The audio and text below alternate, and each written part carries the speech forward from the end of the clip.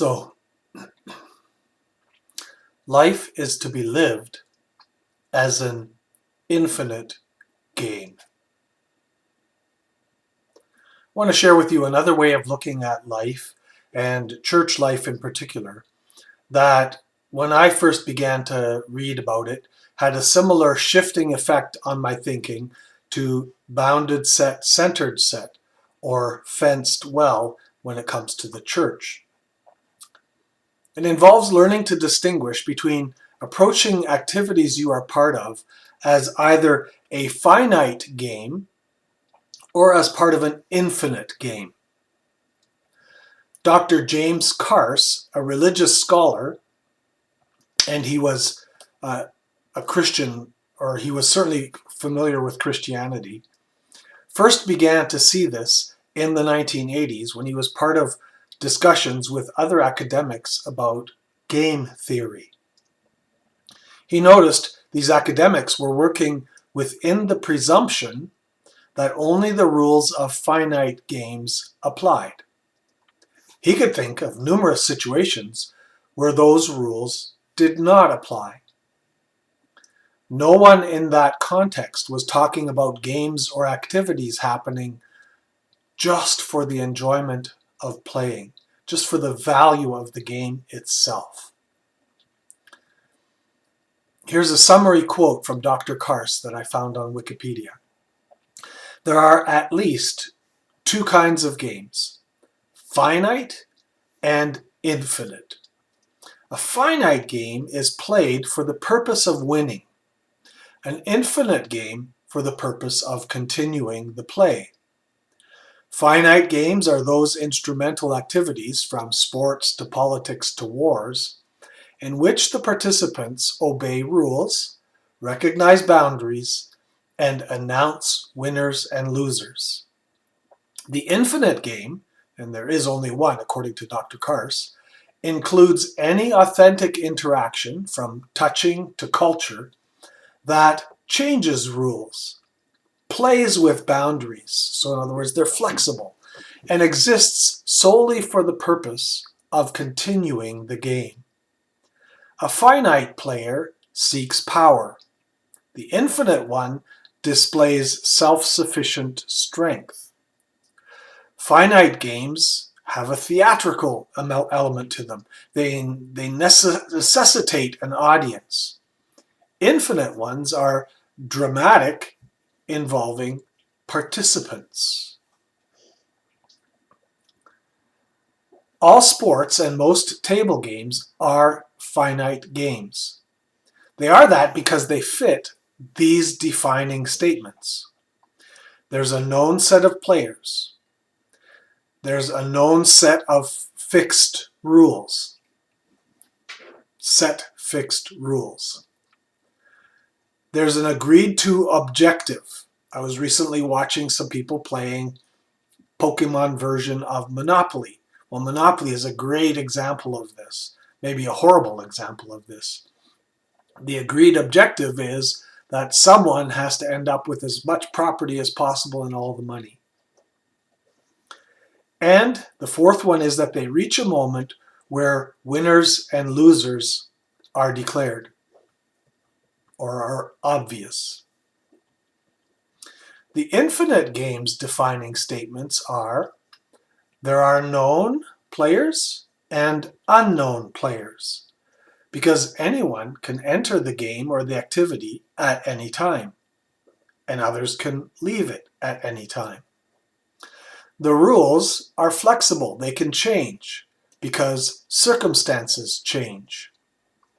And the whole objective is to keep the game itself going for the pleasure of the game. Two very different ways of thinking. This is very astute observation. And I see some overlap in the thinking about bounded set and centered set. Finite games are clearly bounded. Infinite games are more flexible and wider ranging.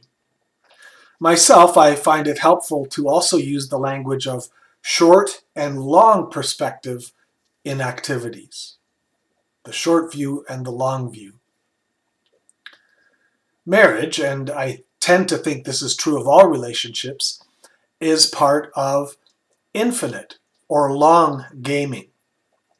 If you act in marriage so as to declare yourself the winner at the end of every day, which is a finite or short game objective, eventually you will not be continuing in the game.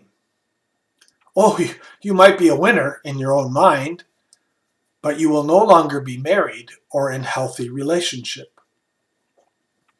Business, too, is part of an infinite or long game. You might start a microbrewery or open a store, but you can't declare yourself a winner, especially if 3 more just like it open up. You might have to drop out of the game. So that the rules are constantly changing because the circumstances are constantly changing in business. COVID changed a lot of circumstances on a lot of levels. And so the rules changed, and we had to adapt as churches and businesses had to adapt as well. You need to then change the way you operate in that context because the rules have changed. Businesses can drop out of the infinite game, but no one is ever the winner. Now, I know you're probably thinking, well, some come close, and certainly lots try. They try to create a monopoly and be the winner. You can't win in the finite game sense at learning. You can't win in the finite game sense at parenting.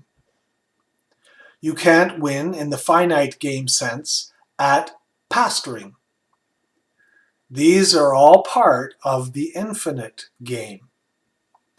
And as I was preparing this got me remembering long drives with our van full of fun-loving and creative offspring, 7 individuals in a van. And I'm talking about a time before a lot of electronic diversions were available in the vehicle, and also before we could afford them. And a game would be made up. And particularly the kids would keep adapting it and adding to it. And the games they often made up had no winner or loser. There was just the next creative idea someone added to the game and everyone participated in. Now, some of these were rather morbid. I remember one that somehow was centered on the idea that objects we passed as we drove would have an effect on you. And so there were things that the occupants of our vehicle needed to do to prevent that effect. The most morbid of those was that every overpass, everyone was supposed to duck so that no one would be decapitated. But I warned you, it was morbid.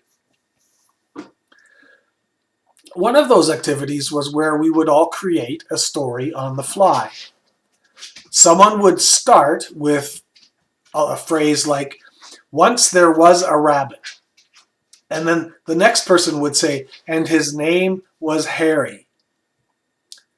A third might say, "He lived in a garbage can," and then look to the fourth to add to the story. The story would then be off and running, formed by up to 7 individuals adding phrases.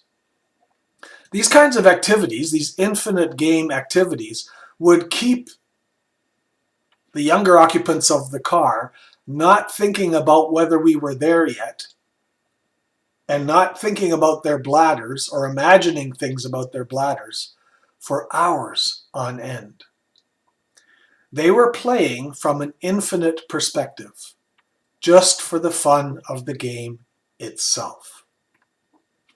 An aside to that memory, which was an aside in itself, was the most challenging version of this when I tried this one time with evening prayers with a couple of the kids. I thought, hey, here's what we'll do. I'll start the prayer, and then when I stop, it's your turn to pray for a little while and add on to what I said, pick up where I left off. And then when you stop, I'll pick up where you left off. And I had no idea when I had the idea, at how difficult that could be to try and figure out where the other person was planning to go with their prayer and to faithfully continue in that vein. It's very difficult to add the next phrase, not knowing exactly where the child had been heading with it. But we created some interesting prayers. I admit, I only tried it 2 or 3 times because it's actually a lot of work. It's so much easier to just rattle something off, one or the other. To approach everything in life as if it is a finite game, the short game, one which you have to win, has serious costs. Not knowing when to be playing the infinite game, the long game, can be disastrous to cohesion and relationship in your community.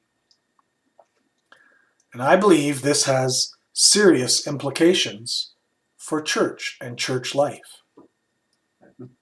In fact, I think the most of the activities the church engages in need to be focused on the long game, on God's long game, and how those activities and those decisions fit within that long vision. Might I even call it, need to be focused on the eternal game.